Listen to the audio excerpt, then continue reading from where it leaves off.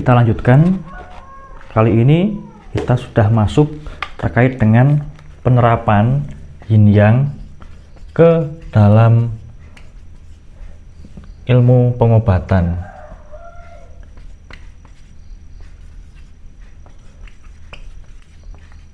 Yaitu TCM, Traditional Chinese Medicine, terkait dengan ilmu pengobatan, ilmu kedokteran Cina kuno. Nah, yang perlu kita ingat ketika menggunakan prinsip yin yang pada ilmu pengobatan Cina itu bahwa semua atau seluruh dari teori kedokteran Cina nanti akan ketemu fisiologi, kemudian ketemu patologi, kemudian nanti juga ada diagnosis sampai tindakan pengobatan. Itu semua teori-teori terkait dengan ilmu tersebut, terkait dengan ilmu pengobatan tersebut, itu bisa diringkas atau direduksi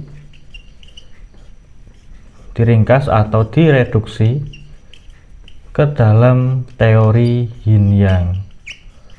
Nah, ke dalam teori yin yang. Jadi apapun yang dibahas, apapun yang dipelajari pada ilmu pengobatan tradisional Tiongkok itu pasti bisa diringkas atau direduksi, dimasukkan, dikategorikan kepada yin atau kepada yang. Dan juga setiap proses fisiologis, setiap tanda dan gejala yang kita alami, yang manusia alami, itu bisa dianalisis melalui teori yin yang ini. Bisa dianalisis melalui teori yin yang.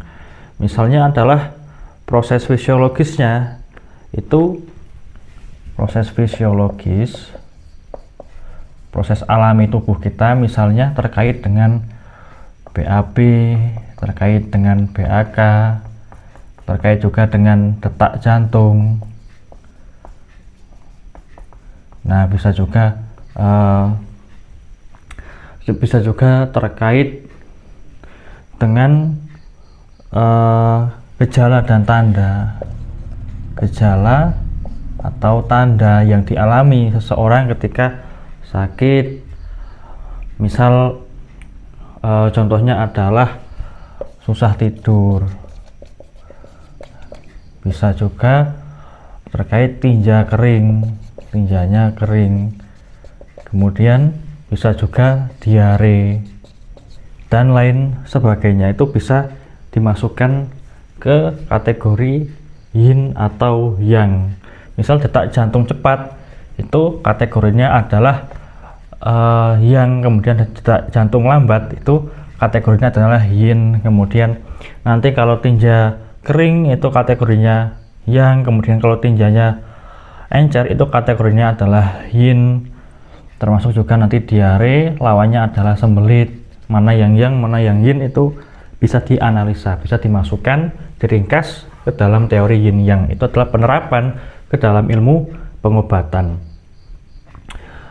Nah, selain itu, dari teori yin yang sendiri, dia itu bisa kemudian menjadi 4 cara pengobatan. 4 cara pengobatan TCM yang berdasarkan teori yin yang. Yang pertama adalah menambah persediaan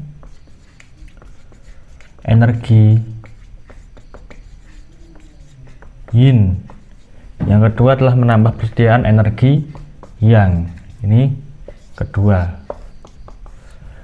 Yang ketiga adalah untuk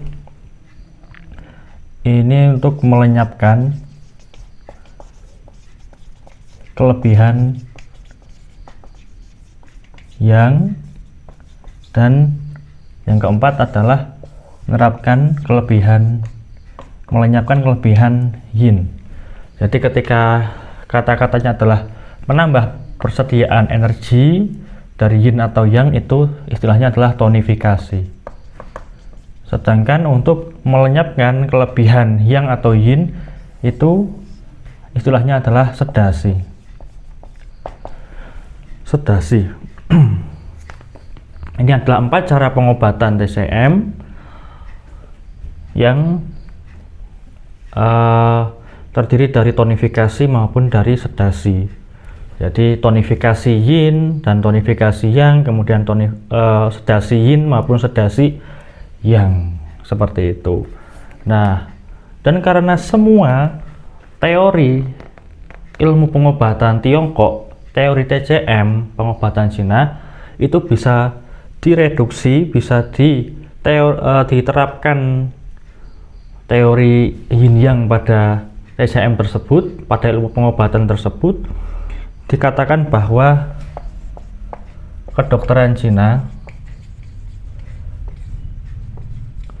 tidak ada tanpa adanya teori yin dan yang, karena semuanya berdasarkan teori yin yang dan semuanya bisa direduksi, bisa dimasukkan dan dikategorikan kepada yin dan yang, seperti itu. Kedokteran Cina tidak ada tanpa yin dan yang. Semua hal terkait dengan ilmu pengobatan Cina, terkait dengan teori kesehatan menurut Tiongkok kuno itu bisa dimasukkan ke dalam yin dan yang. Maka tidak ada kedokteran Cina tanpa yin dan yang, seperti itu. Nah, ini adalah sedikit terkait penerapan yin yang ke dalam ilmu pengobatan atau ilmu kedokteran Cina, dan nanti akan kita rinci lagi, kita lebih spesifik lagi untuk membahas terkait dengan penerapan ilmu pengobatan Cina berdasarkan yin dan yang ini pada video-video yang selanjutnya. Dan mari kita lanjutkan. Terima kasih.